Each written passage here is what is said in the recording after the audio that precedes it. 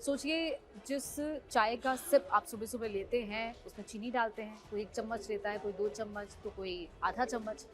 अब वही चीनी अगर आपका महीने का बजट बिगाड़ने लगे, तो कैसा लगेगा? क्योंकि अब चीनी कम होने लगी है। क्या सच में चीनी कम होने लगी है देश में? ये सवाल उठने लगा है, क्योंकि चीनी की कीमत लगातार बढ़ रही है। और आमतौर पर हम किसी भी एक घर में बात करें, एक हाउसहोल्ड में, तो लगभग महीने में 1 किलो, 2 किलो या 3 किलो चीनी ही इसकी खपत होती है। शायद प्राइस का ज़्यादा पता भी नहीं चलता। लेकिन वो लोग जो मिठाई की दुकानें चलाते हैं, जो बिस्किट की जिनकी फैक्ट्रीज़ हैं, या फिर किसी भी ऐसी चीज़ जिनकी कोई ऐसी शुगरी ड्रिंक्स बनाते हैं, उनके लिए अगर चीनी की कीमत बढ़ जाती है तो उन पर ये ज़्यादा मुसीबत आ जाती है, क्योंकि फिर उन ड्रिंक्स के, बिस्किट्स के, या फिर किसी भी तरीके की मिठाई जिसमें चीनी का इस्तेमाल होता है, हर मिठाई में होता है, उसकी कीमत बढ़ने के भी आसार हो जाते हैं। अब क्यों हम आज चीनी को लेकर डिस्कशन कर रहे हैं, वो इसीलिए क्योंकि देश में इस वक्त चीनी की कमी हो गई है, ये सच है।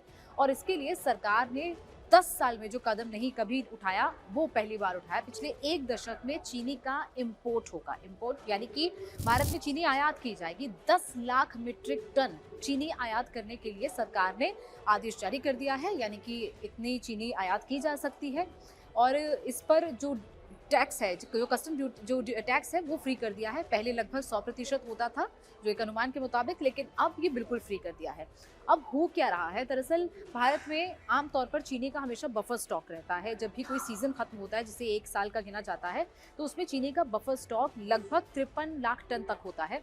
वो बफर स्टॉक अगले साल भी कैरी फॉरवर्ड होता है, लेकिन इस बार ऐसा हो रहा है कि वो बफर स्टॉक कम हो। चीनी की खपत पहले हो चुकी है ज़्यादा, या चीनी का उतना उत्पादन नहीं हुआ। लगभग 43 लाख टन बफर स्टॉक हुआ ही रहा है, जिसकी वजह से अब इस साल में चीनी की कमी होने वाली है और चीनी के दाम बढ़ रहे हैं, क्योंकि जब भी सप्लाई कम हो जाती है, डिमांड ज़्यादा बढ़ती है, तो प्राइसेस में भी हाइक होता है।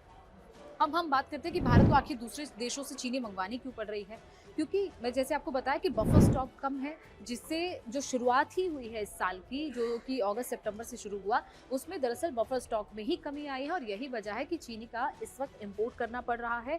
10 लाख टन, आप बोलने में तो सिर्फ 10 लाख टन लग रहा होगा, लेकिन एक बड़ा अमाउंट होता है। और जब इतना कम हो जाता है, तो उसके कारण अब आगे आगे चीनी की जो कमी है, वो होती जाएगी। और ये जो बफर स्टॉक है, ये शायद आने वाले साल में भी कम हो, लेकिन देखना होगा कि कीमतें कहाँ तक जाकर स्थिर होती हैं। अब देखिए, देश में चीनी की कमी हो गई है, ये सच है, और ये सरकार का ये कदम भी उसी और इशारा कर रहा है। लेकिन अगर आप इंडिया की बात करें, तो इंडिया में हमेशा चीनी सरप्लस रही है, यानी कि हम हमेशा शुगर सरप्लस कंट्री रहे हैं। हम हमेशा, हमारे यहाँ चीनी की ज़्यादा उत्पादन होता है, गन्ने से चीनी बनती है, और जो जो भी शुगर मिल्स हैं, उसमें उत्पादन ज़्यादा होता था, जिसकी वजह से चीनी का एक्सपोर्ट करना होता था, एक्सपोर्ट ज़्यादा किया जाता था।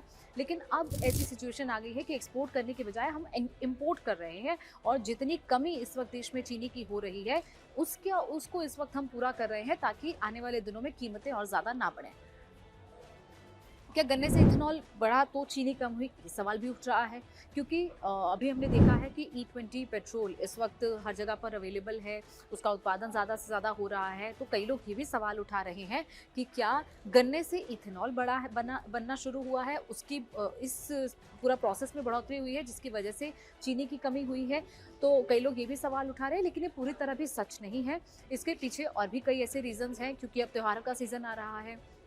जन्माष्टमी से कुछ दिन बाद, जब जन्माष्टमी आएगी, उसके बाद से त्यौहार लगातार आने शुरू होंगे। नवरात्र होगा, दशहरा, दिवाली, ये सारे त्यौहार धीरे धीरे आने शुरू होंगे, जिसके चलते जो डिमांड है, वो खास तौर पर ये सितंबर, अक्टूबर, नवंबर के महीनों में बढ़ जाती है, जिसकी वजह से भी इस वक्त ऐसी सिचुएशन आ रही है।